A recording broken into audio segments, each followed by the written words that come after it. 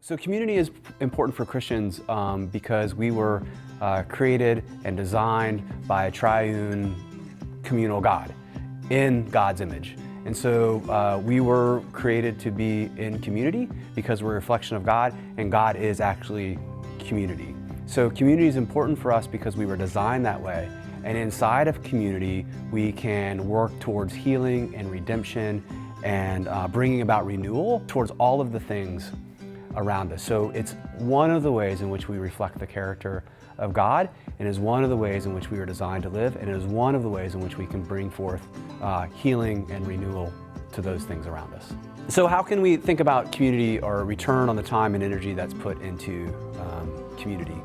And I really think that if we're processing it that way, we're maybe missing the finer points of what community is.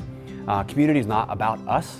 Community is about something else. Almost by definition, it's about something different. So if we're thinking of it in terms of a return on our energy, or our time, our investment, I think we're missing the primary beauty of community, which is that it's not about you.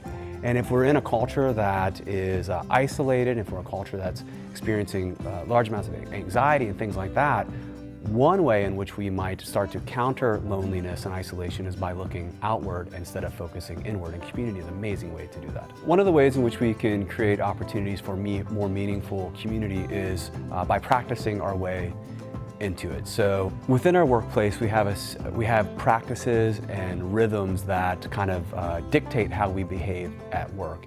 And if we can establish a set of practices either for you as an individual or for our team, those practices can then begin to reflect the aspects of community that we want. So we practice ourselves into community. Practices are things like the language that we use, practices are celebration or grace or gratitude, things like this. And we practice those with intentionality versus a habit, which is something that's done whether we want to or not sometimes. A practice is done with intentionality in order to make us better at something.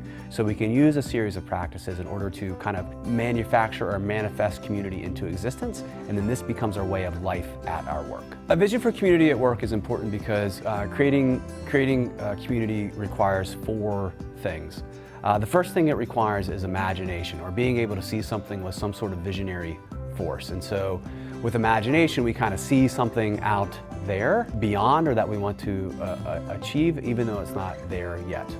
Then it takes improvisation, or as poet Peter O'Reilly says, the exploration of occasion. So we know we want to go there, we've never been there, so we have to kind of make it up as we go along.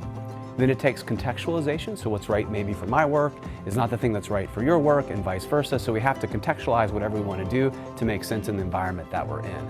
And finally, it takes some sort of compromise. The kingdom of God is here, but it's also not yet, so we have to be able to accept the idea that not everything we want to do is going to work out. So the vision for community is important because we need to know where we're going in order to make it happen. And then we need to remember that even the place we want to go may be tough to get, but if we can improvise our way there, if we can contextualize it, if we can compromise a little bit, we have some chance of getting to it.